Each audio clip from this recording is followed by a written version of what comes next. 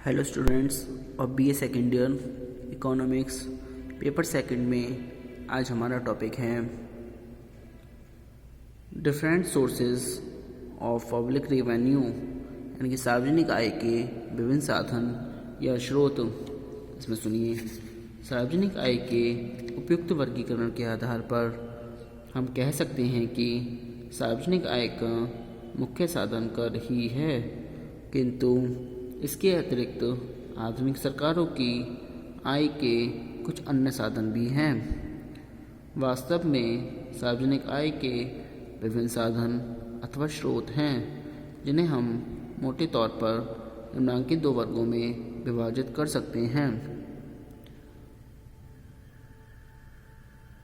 इसमें फर्स्ट है tax sources यानी कर संबंधी साधन। इसमें सुनिए, करारोपण प्राचीन काल में सार्वजनिक आय का एक प्रमुख साधन रहा है। आज कुल सार्वजनिक आय का एक बड़ा भाग करारोपण से ही प्राप्त किया जाता है।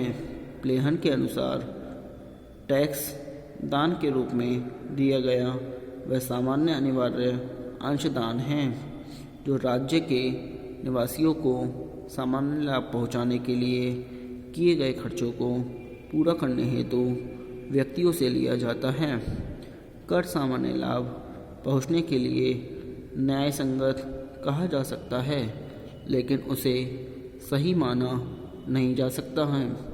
प्रोफेसर सेलिगमैन के अनुसार कर एक व्यक्ति का सरकार के लिए अनिवार्य अंशदान है उन खर्चों को पूरा करने के लिए जो सबके सामान्य हित में किए जाते हैं, जिसका संकेत विशेष लाभों की प्राप्ति के लिए नहीं होता। फिलिप्स ई टेलर ने लिखा है कि वे अनिवार्य भुगतान जो सरकार को बिना करदाता को किसी प्रत्यक्ष लाभ की आशा के लिए किए जाते हैं कर है। इन सभी परिभाषाओं से कर की मौलिक विशेषताएं निम्नलिखित हैं। नंबर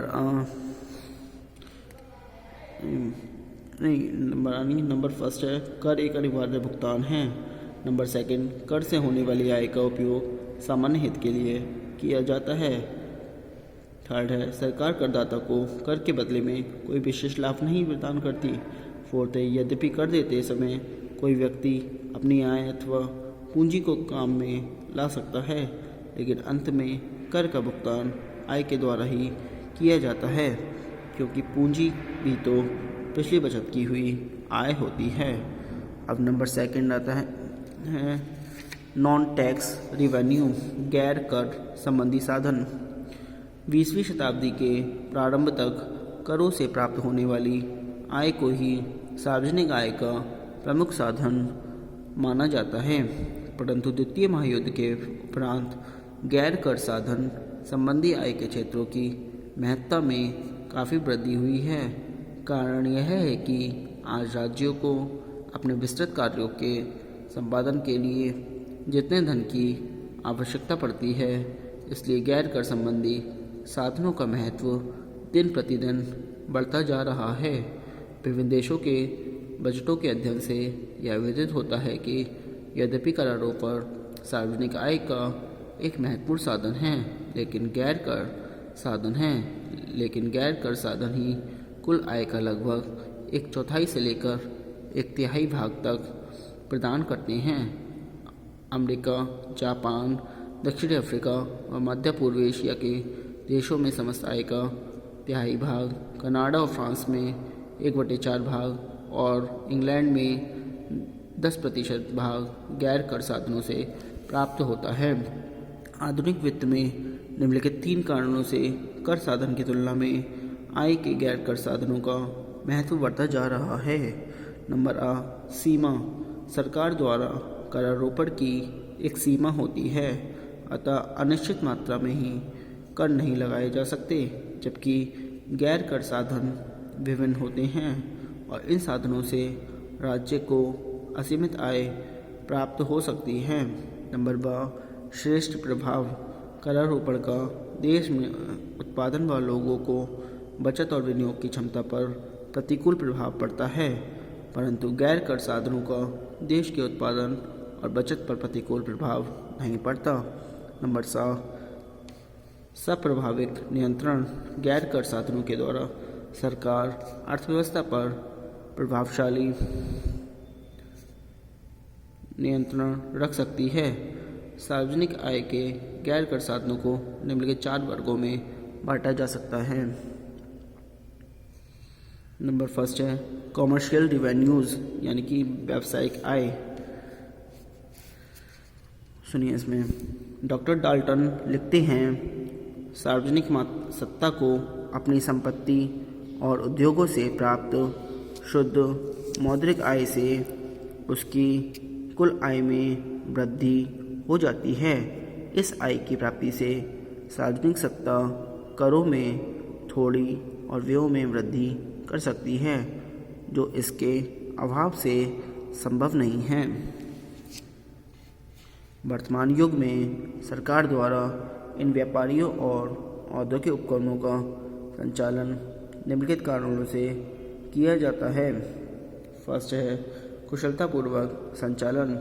रेल, तार, डाक आदि उपकरण निजी क्षेत्र में कुशलतापूर्वक नहीं चलाए जा सकते, फलतः इन्हें सरकार को अपने हाथ में लेना पड़ता है।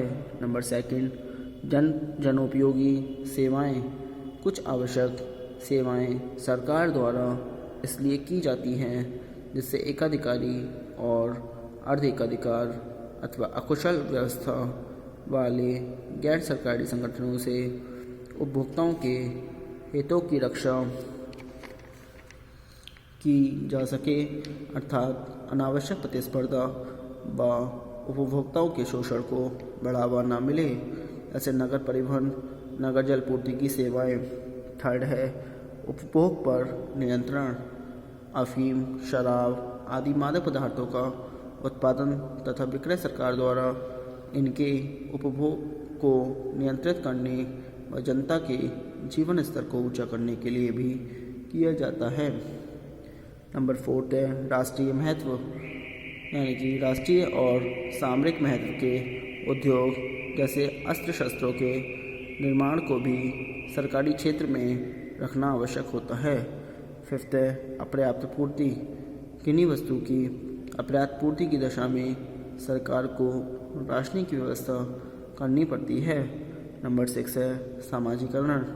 सामाजिकरण एवं राष्ट्रीयकरण की नीति को क्रियान्वित करने के लिए भी सरकार कुछ उद्योगों या उपक्रमों को अपने अधिकार में ले सकती है।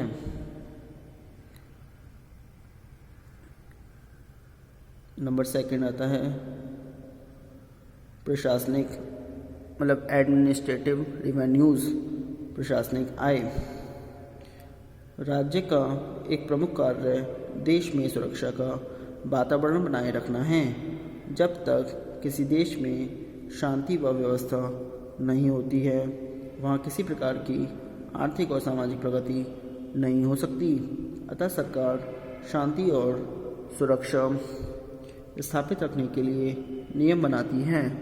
जो समाज विरोधी तत्व उन नियमों का उल्लंघन करते हैं, उन्हें आर्थिक दंड भी देती है, जिससे सरकार को आय मिलती है। प्रशासनिक आय के मुख्य स्रोत इस प्रकार हैं। नंबर ए है फीस, यानी कि शुल्क। सरकार कुछ व्यक्तियों को कुछ विशेष प्रकार की सेवा प्रदान करती है और इन सेवाओं के बदले में उनसे शुल्क वसूल करती है। जैसे न्यायालय फीस वही देता है जो मुकदमा दायर करता है। प्लेहन के अनुसार शुल्क धन के रूप में वह अनिवार्य अंशदान है जो कि किसी व्यक्ति को, चाहे वे प्राकृतिक हो या कृत्रिम, राजकीय अधिकारी की आज्ञा से सरकार के किसी कार्य में लगे खर्च के किसी अंश या सबके भुगतान करने के लिए देना पड़ता है। जहाँ सामान्य लाभ पहुँचाता है, वहाँ एक विशेष लाभ भी पहुँचाता है। नंबर बी आता है लाइसेंस, यानी कि लाइसेंस शुल्क।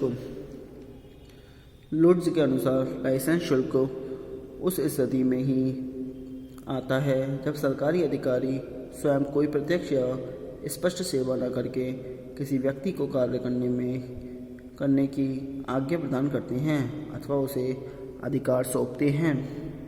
लुट्स के ही शब्दों में शुल्क उन मामलों में दिया जाता है जब वास्तव में कोई सेवा संपन्न की जाती है, जबकि लाइसेंस शुल्क उन मामलों में दिया जाता है जब सरकारी अधिकारी स्वयं कोई कार्य न करके किसी व्यक्ति को कार्य करने का अधिकार प्रदान कर देता है। नंबर सी, स्पेशल असेसमेंट यानी कि विशेष निर्धारण।